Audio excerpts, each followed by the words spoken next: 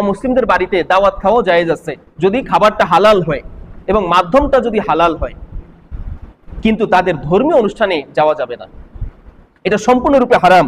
আল্লাহ রাব্বুল আলামিন বলেছেন, ওয়ালা তারকানু ইলাল্লাযিনা যালামু ফাতামাসসাকুমুন নার, যারা জুলুম করেছে, যারা অত্যাচার করেছে, অবিচার করেছে, কুফরি করেছে, তাদের প্রতি যেন তোমাদের মন ঝুঁকে না পড়ে। তাদের ধর্মীয় উৎসবটা ভালোই তো লাগে, খুব সুন্দর গান চলতেছে, হিন্দি গান, বাংলা গান, একটু শুনে আসি, এরকম তাদের ধর্মের প্রতি। আরে আমাদের বিয়ের অনুষ্ঠান তো আমরা তেমন কোনো অনুষ্ঠান করি না, ওদের বিয়েতে নাচ গান হয়, ঢোল বাজায়, কত আনন্দ করে, লাফায়, সাজে গোজে, কত সুন্দর কত কিছু করে, আমরা তো এরকম কিছু করতে পারি না, যাই তোদের আনন্দে শরীক হয়ে আসি। এই যে একটা আকর্ষণ, আল্লাহ রাব্বুল আলামিন বলেন এরকম আকর্ষণ যেন তাদের ধর্মের প্রতি তোমার সৃষ্টি না হয়। ফাতামাসসাকুমুন নার, তাইলে আগুন, জাহান্নামের আগুন তোমাকে ধরবে, জাহান্নামের আগুন তোমাকে পাকড়াও করবে, এটা যেন না হয়। তাদের প্রতি দয়া দেখান, কিন্তু তাদের ধর্মের প্রতি, তাদের অনুষ্ঠানের প্রতি, ধর্মীয় অনুষ্ঠানের প্রতি আপনার মন যেন আকৃষ্ট না হয়, খবরদার, আল্লাহ এটা নিষেধ করে দিয়েছেন। দেখেন এর আগের আয়াতে কিন্তু আল্লাহ বলছেন যে তাদের প্রতি সদাচরণ করতে, ভালো আচরণ করতে, ন্যায় বিচার করতে আল্লাহ নিষেধ করছেন না, কিন্তু এখানে আল্লাহ বলছেন, আবার সেই আল্লাহ তাআলাই বলছেন যে তাদের ধর্মের প্রতি যেন তোমার মন অন্তর ঝুঁকে না পড়ে, খবরদার। সর্বশেষ আল্লাহ বলছেন, ওমা লাকুম মিন দুনিল্লাহ, আল্লাহ ছাড়া তোমাদের কোনো অভিভাবক নাই। তুমি মনে করছো তার অনুষ্ঠানে গেলে, তার কাছে গেলে সে আমাকে সহযোগিতা করবে, সে একজন বড় নেতা, অমুসলিম, তার কাছে গেলে সে আমাকে সহযোগিতা করবে, তার ধর্মে অনুষ্ঠানে অংশগ্রহণ করলে সে আমাকে সহযোগিতা করবে, আমাকে ভোট দিবে, আমাকে ক্ষমতায় নিয়ে যাবে, এই চিন্তা করে তুমি যে তার ধর্মের প্রতি আকৃষ্ট হলে, এই ক্ষমতা দেওয়ার মালিক কে? আল্লাহ। সে আল্লাহ বলছেন এই কাজ করা যাবে না, তাদের ধর্মের প্রতি আকৃষ্ট হওয়া যাবে না, তাদের ধর্মের প্রতি ঝুঁকে পড়া যাবে না। সূরা লুকমানের 13 নম্বর আয়াতে বলছেন, হযরত লুকমান আলাইহিস সালাম তার সন্তানকে উদ্দেশ্য করে বলছেন, ইয়া বুনাইয়া লা তুশরিক বিল্লাহ ইন্নাশ শিরকা লা যুলমুন আযীম, হে আমার সন্তান, তুমি আল্লাহর সাথে শিরক করো না। ইন্নাশ শিরকা লা যুলমুন আযীম, নিশ্চয়ই শিরকটা সবথেকে বড় পাপ, সবথেকে বড় জুলুম।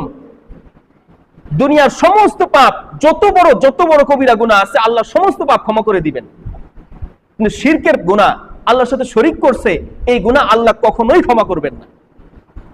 আল্লাহ রহমান রহিম, যত বড় রহমান হন, আল্লাহ নিজেই বলছেন সমস্ত পাপ তিনি ক্ষমা করবেন, কেবল শিরকের পাপ, যে আল্লাহর সাথে শিরক করছে, আল্লাহর সাথে মানুষকে শরীক করছে। শিরক মানে কি? অংশীদার সাব্যস্ত করে। আমরা একজন মানুষ মরে গেলে বলি না যে তার অংশীদার আছে, এরা তার শরীক, অমুক এই জমির মধ্যে অমুক অমুকের শরীক আছে। শরীক মানে কি? অংশীদার, এই জমিতে সবার সমান অধিকার। তো আল্লাহর কাজে যদি আমি অন্য কেউ মনে করি যে সেও আল্লাহর এই কাজে অধিকার রাখে, আল্লাহর সমকক্ষ, এই কাজ আল্লাহ করতে পারেন, অমুকেও করতে পারেন, নাউজুবিল্লাহ, এটা কি বলে? শিরক। আল্লাহর সমকক্ষ মনে করা। আমরা সিজদা করি কাকে? আল্লাহকে।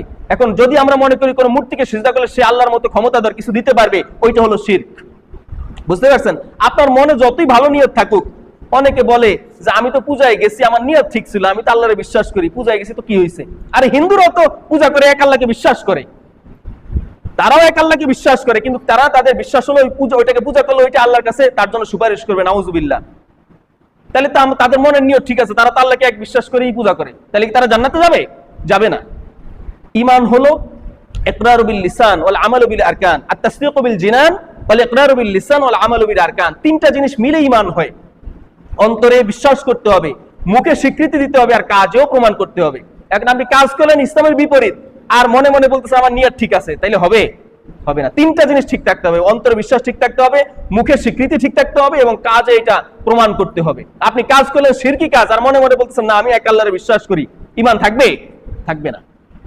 এজন্য আল্লাহ রাব্বুল আলামিন বলেছেন, ইন্নাল্লাহা লা ইয়াগফিরু আন ইউশরাকা বিহি ওয়া ইয়াগফিরু মা দুনা যালিকা লিমান ইয়াশা, নিশ্চয়ই আল্লাহ তাআলা সমস্ত পাপ ক্ষমা করে দিবেন। ইন্নাল্লাহা লা ইয়াগফিরু আন ইউশরাকা বিহি, আল্লাহ তাআলা তার সাথে যারা শরীক করে এই শিরকের পাপ কখনোই ক্ষমা করবেন না। ওয়া ইয়াগফিরু মা দুনা যালিকা লিমান ইয়াশা, এছাড়া যত পাপ আছে আল্লাহ সমস্ত পাপ তওবা করলে ক্ষমা করে দিবেন।